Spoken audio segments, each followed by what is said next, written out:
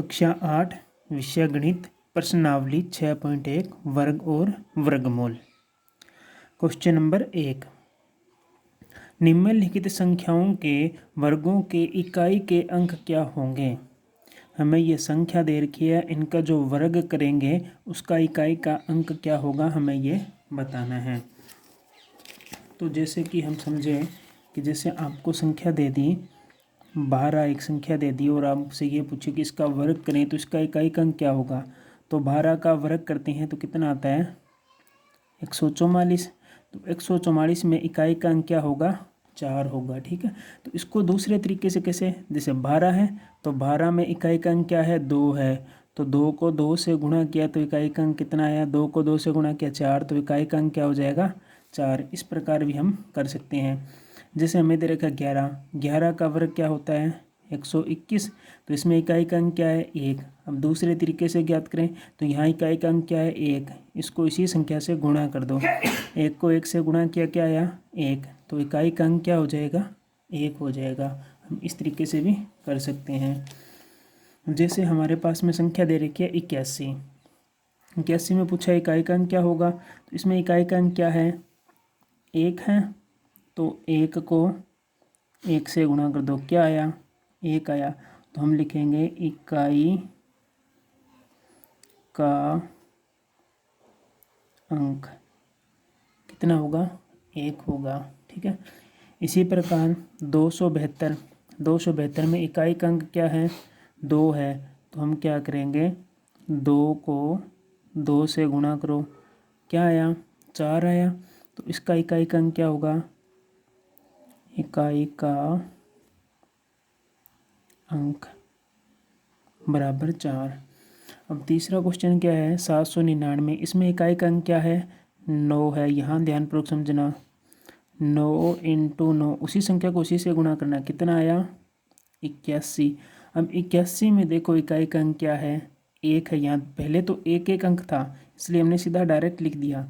अब 2 अंक हो गए, 2 अंक होने पर इसका इकाई का अंक देखना है, इकाई का अंक क्या है 1 है, तो यहाँ लिखेंगे इस पूरी संख्या का वर्ग करेंगे तो इसका इकाई का अंक बराबर क्या आएगा 1 आएगा।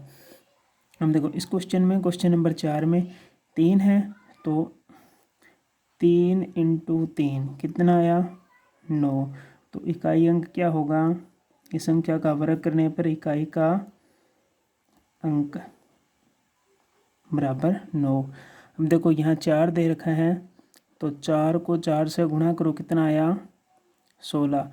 अब 16 में इकाई का अंक क्या है 6, तो इस पूरी संख्या का वर्ग करेंगे तो इसका इकाई का अंक क्या आएगा, इकाई का अंक बराबर 6।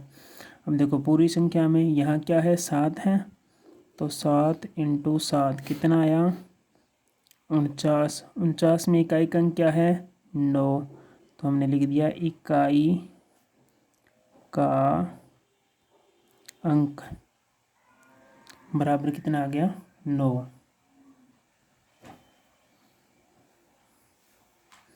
अब आगे वाले में देखो यहाँ क्या दे रखा है 8 दे रखा है, तो 8 को 8 से गुणा करो, 8 × 8 कितना आया 64 में इकाई का अंक क्या है 4, तो इकाई का अंक बराबर 4। तो इस पूरी संख्या का वर्ग करेंगे तो उसका भी इकाई का अंक क्या होगा 4 ही होगा। अब देखो यहाँ क्या दे रखा है 0 दे रखा है, तो 0 × 0 क्या आया 0, तो इसका इकाई अंक क्या हो जाएगा, इकाई का अंक बराबर 0। अब देखो इसमें इकाई का अंक क्या है 6 है, तो हम गुणा करेंगे 6 × 6 बराबर कितना 36। अब 36 में इकाई का अंक क्या होगा 6, तो इकाई का अंक बराबर 6। अब यहाँ दे रखा है 5, तो 5 को 5 से गुणा करो, 5 × 5 बराबर कितना आया 25 में इकाई का अंक क्या है 5, तो यहाँ लिखो इकाई का अंक बराबर कितना आ गया 5। देखो क्वेश्चन नंबर 2, निम्नलिखित संख्याएं स्पष्ट रूप से पूर्ण वर्ग संख्या नहीं है। इसने कहा यह पूर्ण वर्ग संख्या नहीं है, इसका कारण दीजिए। हमें ये बताना है कि ये सारी संख्याएं पूर्ण वर्ग नहीं है तो क्यों नहीं है। ठीक है, तो उससे पहले हमें ये जानना होता है कि पूर्ण वर्ग संख्याएं होती कौन सी है। तो मैंने भूमिका में पिछले वीडियो में भी बताया था, दोबारा बता रहा हूँ, रूल बताए थे, दोबारा नियम बता रहा हूँ। एक नियम क्या होता है, पूर्ण वर्ग संख्या क्या वो होती है जिनका इकाई का अंक क्या हो, या तो 1 हो या फिर 4 हो या फिर 5 हो या फिर 6 हो या फिर 9। 1, 4, 5, 6, 9 ये संख्याएं या तो इकाई का अंक होना चाहिए, ठीक है, या फिर शून्य की संख्या, शून्य की संख्या क्या हो, सम, मतलब कि अंत में जो शून्य है वो सम होना चाहिए। जैसे कि 2 हो सकता है, 0, 1, 2, 3, 4, 4 बार हो सकते हैं, तो वो होती है जो पूर्ण वर्ग संख्याएं होती है। या फिर इकाई का अंक 1, 4, 5, 6, 9 ये होना चाहिए। अब देखो इसमें, देखो इकाई का अंक क्या है 7 है, तो इनमें से तो है नहीं, इसलिए यह क्या है, पूर्ण वर्ग संख्या नहीं है। तो यहाँ क्या लिख देंगे, नहीं। अगर कारण बताना है तो लिख दो, इकाई का अंक 7 है। तो इसका कारण क्या हो जाएगा, इसका इकाई का अंक क्या है 7 है, इसलिए यह पूर्ण वर्ग संख्या नहीं है। अब इस प्रकार इसका इकाई का अंक क्या है 3 है, तो 3 वाली भी पूर्ण वर्ग संख्या नहीं होती है। तो यहाँ लिखेंगे नहीं, और इसका कारण लिखेंगे इकाई का अंक 3 है, इसलिए यह पूर्ण वर्ग संख्या नहीं है। हम इसमें देखेंगे, इसमें इकाई का अंक क्या 8 है, तो पूर्ण वर्ग संख्या नहीं है, तो इसमें भी नहीं, और कारण लिखेंगे इकाई का अंक 8 है। अब इसमें देखो इकाई का अंक क्या है 2 है, तो ये भी नहीं है। इसने तो स्पष्ट कहा है नहीं है, तो फिर भी हम लिख रहे हैं इसका उत्तर क्या है नहीं। कारण इकाई का अंक कितना है 2 है, इसलिए यह पूर्ण वर्ग संख्या नहीं है। अभी मैंने रूल बताया था, इसमें देखो शून्य 1, 2, 3, 3 है ना, 3 जीरो है, इसलिए यह संख्या क्या है विषम है। इसके 3 जीरो है तो नहीं, अगर 4 जीरो होती तो यह पूर्ण वर्ग संख्या होती, तो नहीं। कारण शून्य की संख्या विषम है। इसका कारण है कि यहाँ शून्यों की संख्या क्या है विषम है, सम नहीं है। और इसमें ये भी नहीं है, इसका भी कारण क्या है, इकाई अंक 2 है, तो इसका इकाई का अंक क्या है 2 है। अब साथ में देखो नहीं, क्यों, इसका क्या कारण है, 1, 2, 3 शून्य की संख्या क्या 3 है, तो विषम है। तो यहाँ लिख देंगे शून्य की संख्या विषम, शून्यों की संख्या विषम है। अब यहाँ पर भी देखो शून्य कितने 1 है, तो 1 क्या होता है विषम होता है, तो यहाँ पर भी नहीं। कारण क्या हो जाएगा,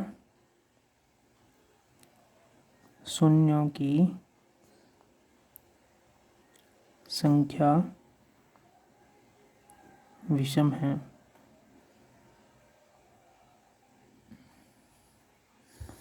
क्वेश्चन नंबर 3, निम्नलिखित संख्या में से किस संख्या का वर्ग विषम संख्या होगा। हमें ये संख्या दे रखी है और हमें बताना है कि किस संख्या का इनमें से वर्ग करेंगे तो वो विषम संख्या होगा। किससे ज्ञात करेंगे, हमें देखना है संख्या का इकाई का अंक। जैसे इसका इकाई का अंक देखा, इसका इकाई का अंक देखा, इसका इकाई का देखा, इकाई का अंक। इकाई का अंक अगर संख्या में सम है तो संख्या भी का वर्ग भी क्या होगा सम। अगर इकाई का अंक विषम है तो संख्या भी क्या हो जाएगी विषम। ठीक है, तो हमें यही पूछा है। अब देखो इसका इकाई का अंक क्या है 1 है, तो 1 कौन सी संख्या होती है, सम है या विषम, तो विषम। तो ये इसका भी क्या हो जाएगा ये संख्या का वर्ग क्या होगा, विषम। अब देखो इसका इकाई का अंक क्या है, 6 है। 6 में 2 का भाग जाता है मतलब सम है, तो इसका भी वर्ग करेंगे, संख्या का वर्ग सम संख्या होगी, ठीक है।